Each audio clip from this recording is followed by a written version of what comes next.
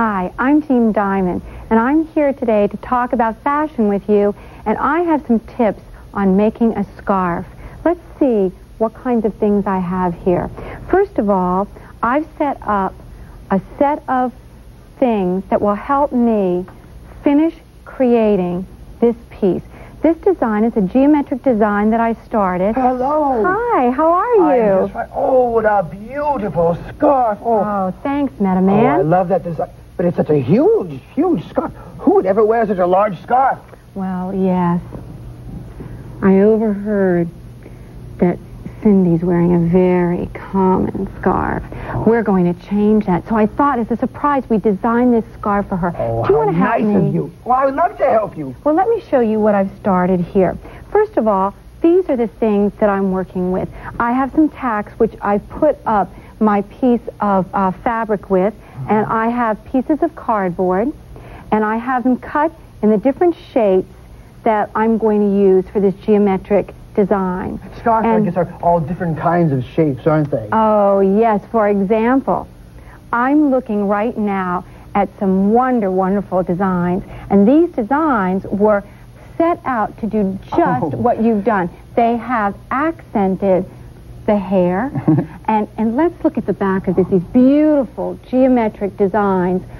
That is fabulous, fabulous. Come turn around, and polka dots. Oh, this one is super, super as a bandana. And you know, scarves also are used here to accent a neutral outfit and be worn around the waist, and these are hot colors. Thank you. Really I hot. really, really like wearing scarves. Well, this one is a floral, and I thought for Cindy, I would show a geometric design that would really look nice up against her green coloring. What do you think? What do you think? Great idea? Great idea. Well, let's go. Let me see if I can show you these things. I've shown you my cardboard shapes, and I have a couple of markers here, different sizes, so that what I can do is outline my stencil. That's the first thing that we're going to do when we put our shapes on.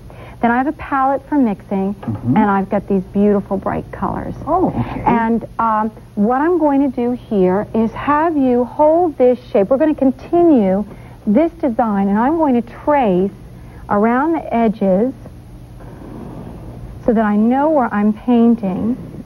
Let's do a few more so that then both of us can paint.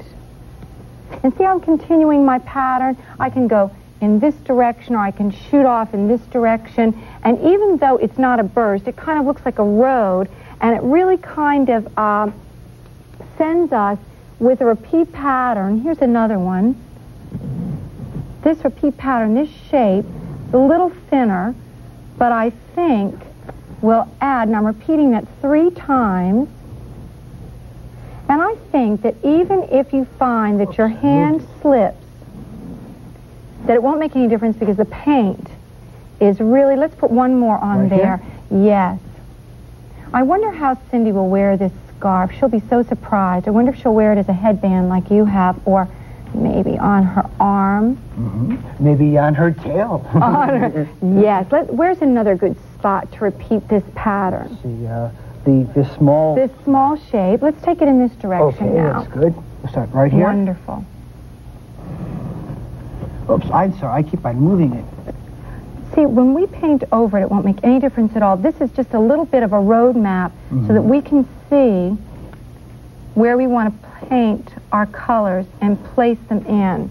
Let's do one more there. Great. Wonderful. Now I have to change my shape. Oop, got your finger. Let's change this shape now. What comes next? See, if I follow in this direction, this is a good one. I'll hold it. Okay. And you go ahead and do 3 of the sides. This side.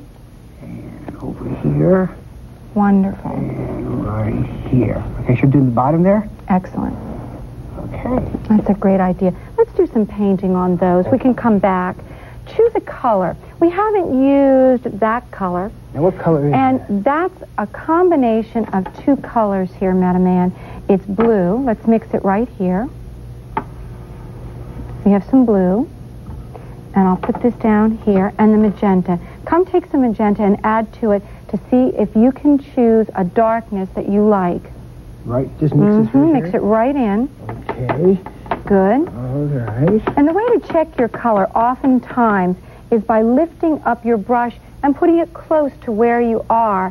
And that's getting pretty close. Let's add a little more magenta with it. And here's a clean brush. You can stick that in there and save that for mixing. You know, I wanted to tell you that you have to be very careful with the kinds of paints that you use, especially if they're going to be near your skin or if you're going to wash these in with the rest of the laundry. Yeah, this looks great. And that's because you don't want all this paint to come off. So acrylic, plastic-based paints are very important to use when you're designing with fabric.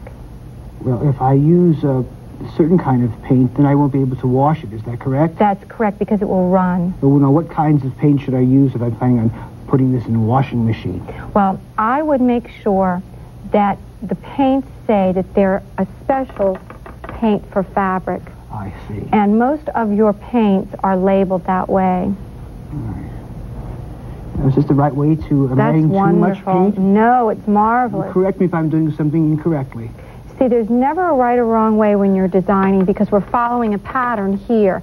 If we were doing the flowers that you have, I might use a very different type of stencil to get my initial shape. I'm trying to be careful. Now, should I go in one direction? Yeah, any direction. Okay. All right. Well, how about if I hold it and I'll let you do some painting? Wonderful. And we'll finish up on this one and go to another color. See, I'm holding the edge of that brush. Gee, she'll be so surprised. She's going to love this gift. It's very thoughtful of you to create such a lively and pretty scarf for her to wear. Well, we'll keep on working on this, getting all the different patterns and all the different colors all over this fabric, and we'll soon have a wonderful gift for her. Oh, that's wonderful. I have an idea for you. Why don't you ask your mom for an old white pillowcase? You can cut out a square, and then you can paint it just like Gene Timon told you about, of the design for a neat scarf. Wouldn't that be a neat idea? You can have your own colored scarf. I have some super cool drawings to show you in the gallery today. Look at these communication towers. Now, this one right here was done by Jim. Now, he made his communication tower twisting out of a small planet. See, way back down there in the distance? And it comes clear out of the atmosphere up into space, and it's floating up in space. A lot of simple tables. He used good shading, good foreshortening. Nice drawing. Let's look at another communication tower, a whole collection of them. This is done by club member Cindy Kahn. She drew communication towers inside her floating city with little space creatures floating outside.